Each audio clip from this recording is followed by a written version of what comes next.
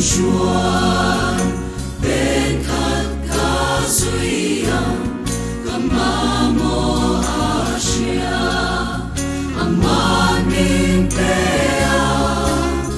mukakrualan ilong kamalam huntu subangin bên khát zeli ka suy âm lalpa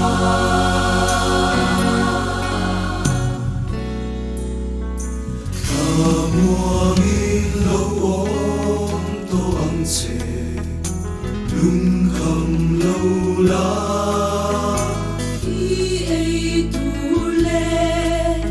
i sil fe tu de a ram le a fel na i zon chuani hen zong hi pe ki ni oma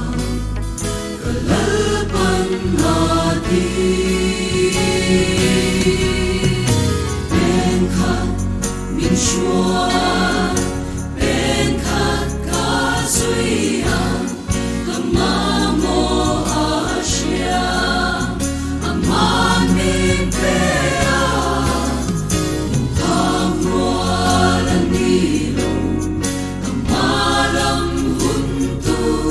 subangin bên khát zeli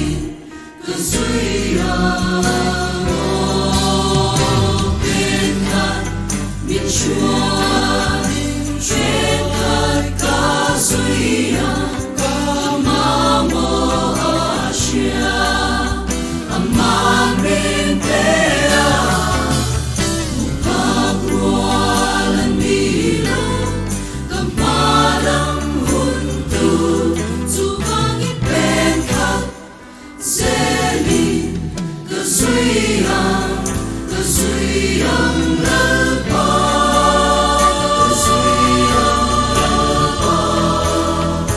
subangin bên khát